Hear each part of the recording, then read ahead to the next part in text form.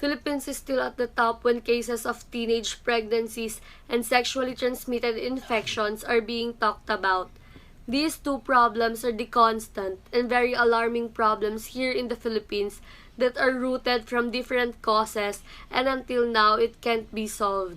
The dire need of the community health is to have proper knowledge regarding sex, reproduction, and genitalias. In the past few years, documentaries, reports, and articles, they continue to surface on the televisions and internet, but there is still no implementations and few interventions are being given to these communities affected by the problem.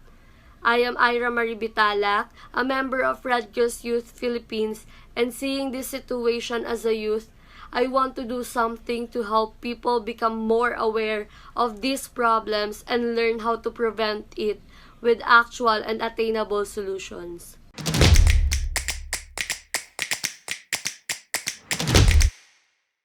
I believe that the reproductive health, not only in women but also in men, is a problem that we should be focusing on in this time of pandemic.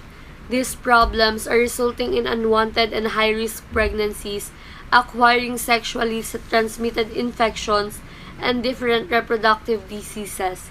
Even before the pandemic started, increasing number of teenage pregnancies and sexually transmitted infections in our country is very alarming. The combined study by the University of the Philippines and the United Nations Population Fund revealed a 42% increase in unintended pregnancies among Filipino women with 1 out of 10 of them are still in their teenage years. Furthermore, cases of HIV/AIDS in the country is still arising with 855 cases every month, and of these cases, 80% of those infected were between 15 to 34 years old and are commonly men and transgender. These problems are kept emerging as the pandemic continues because of the lack of knowledge and the lack of access in reproductive health care. Therefore, the discussion of sexual health should be normalized and not kept as a taboo.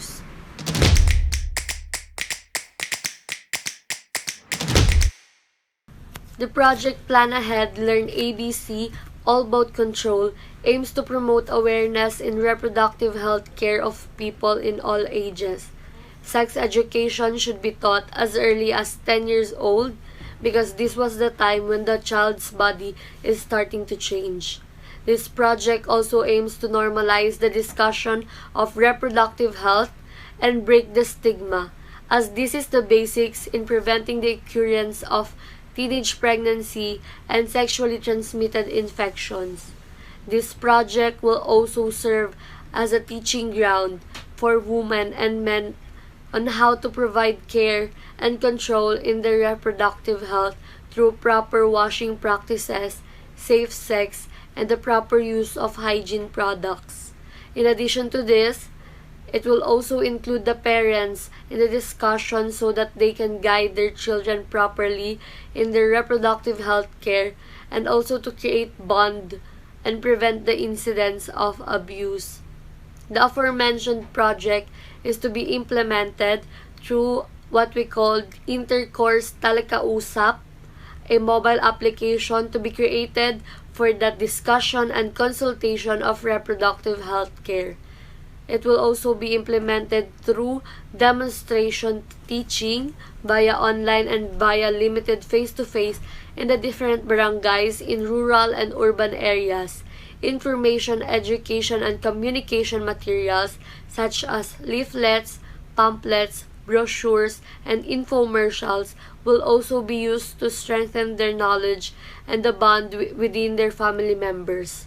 As the youth, we are the voice of the voiceless, the hand of the helpless, the ears of the unheard, and the eyes of the undiscovered. Together, let us end the stigma.